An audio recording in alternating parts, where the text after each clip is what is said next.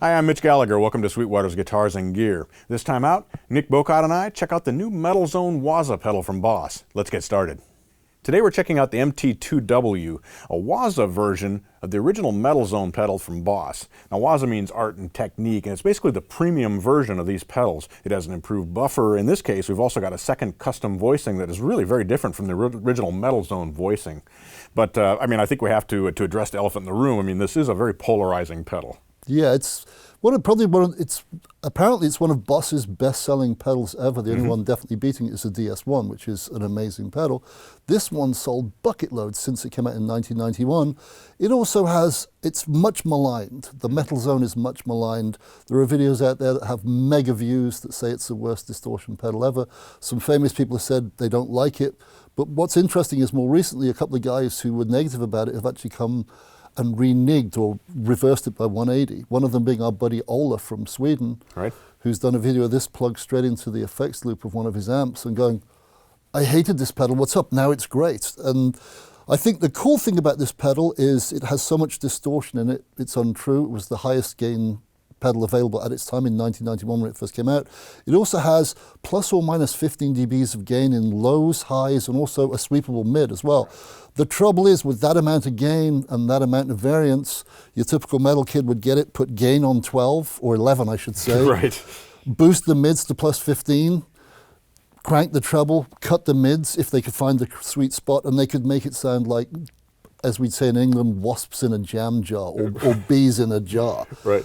And the bottom line is you can make this pedal sound great, especially if you back the gain off to like 12 o'clock or believe it or not less, which is that's anti most metal players sort of religion. Right, that goes against the grain, and to use the tone control subtly. I mean, you've got 200 dB, from 200 hertz to 5K on that tiny little pot. So you can do a massive amount of sweeping of cut and boost, and plus or minus 15 dBs a lot. So this is a great pedal because it's very versatile, but you can make it sound really, really bad. But you can, if you're smart, make it sound really, really good. And that's what we're here to show you today. Yeah, absolutely. And part of the reason the two of us are checking out this pedal together is you're obviously a metal guy.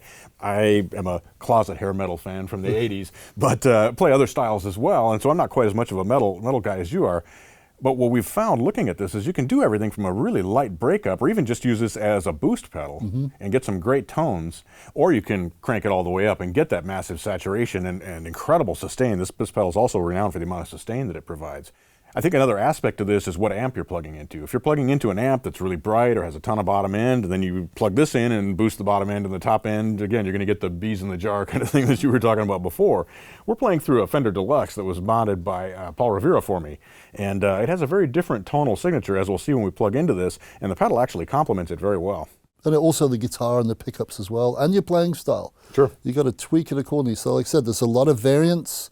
And that can be both positive and, no pun intended, negative, because this is an active pedal, so you can go negative or positive. So it's on you. Use your ears, not your eyes, to dial in it, I think, is the secret. Right.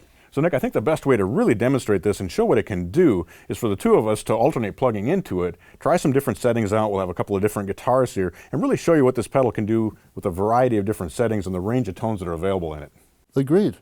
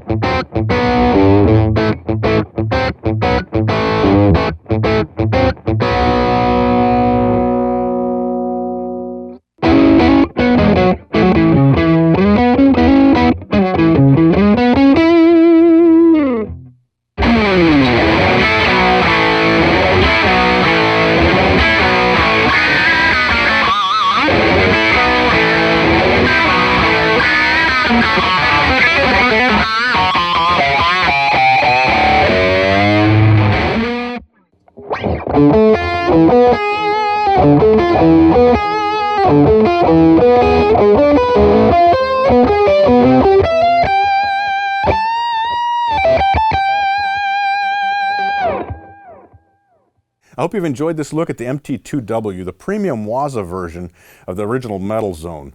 With the original voicing, you can get all those classic Metal Zone tones. You can dial in so much with the EQ as we were discussing earlier, but that custom voicing just opens the sound up, gives you a bigger bottom end, much more of an overdrive type tone and less of the bees in the jar that we were talking about. Plus it has a lot less background noise to it. Yeah. And remember, people, contrary to most metal mindsets, more is not always more. Sometimes less is more. And in this case, especially as you saw from most of my settings, I was fairly subtle, which is a word that doesn't go well with me at all. So less is more, yeah. And awesome for metal, but other styles as well. Oh yeah, as you've just proved. Nick, thanks for joining me here. My pleasure. And thank you for joining me for Sweetwater's Guitars and Gear. Be sure to tune in next time. We'll have more guitars, more amps, more effects, and we'll be making lots of music. I'm Mitch Gallagher. And more metal.